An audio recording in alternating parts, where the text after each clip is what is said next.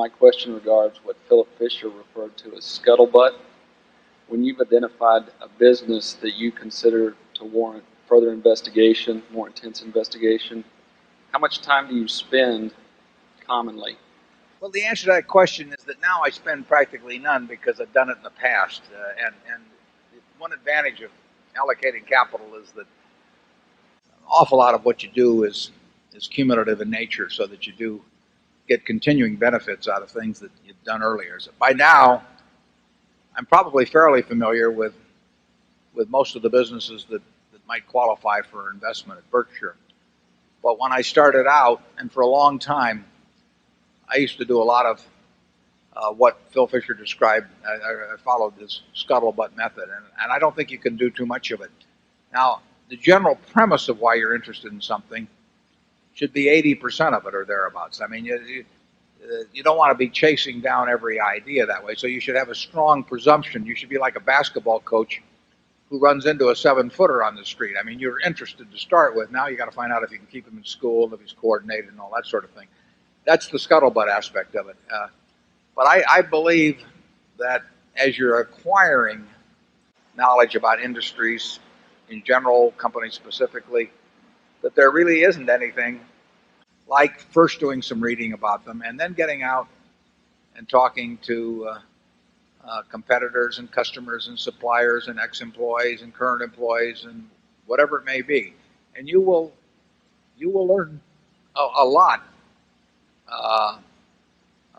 But it should be the last 20% or 10%. I mean, you don't want to get too impressed by that, because you really want to start with a business where you think the economics are good, where they look like 7-footers, and then you want to go out with a scuttlebutt approach to possibly reject your original hypothesis, or maybe and if you confirm it, maybe do it even more strongly. I did that with American Express back in the 60s, and essentially the scuttlebutt approach so reinforced my feeling about it that I kept buying more and more and more as I went along.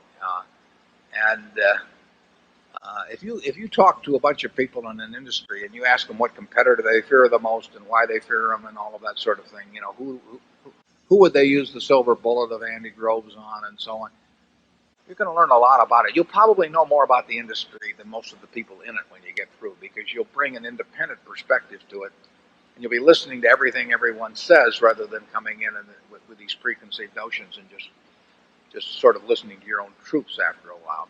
And I advise it. I don't really do it much anymore. I do it a little bit, and I talked in the annual report about how when we made the decision on keeping the American Express, when we exchanged our perks for common stock in 1994, I was using the scuttlebutt approach when I talked to Frank Olson. I couldn't have talked to a better guy than Frank Olson. Frank Olson, running Hertz Corporation, lots of experience at United Airlines, and a consumer marketing guy by nature.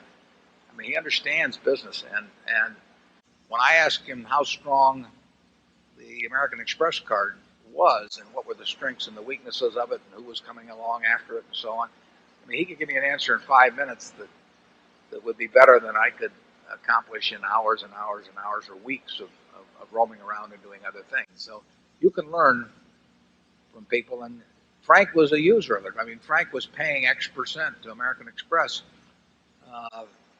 for his Hertz cars, and Frank doesn't like to pay out money, so why was he paying that?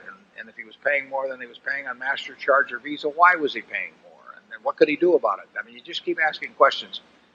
And I guess Davey explained that in that video we had ahead of time. I'm very grateful to him for doing that, because that was a real effort for him. But that was really what I was doing back in 1951 when I visited him down in Washington, because I was trying to figure out why people would insure with Geico rather than with the companies that they were already insuring with, and how permanent that advantage was, and you know, what other things could you do with that advantage? And you know, there were just a lot of questions I wanted to ask him, and he was terrific in giving me the answers that you know, changed my life in a major way. So I've got nobody to thank but Davey on that.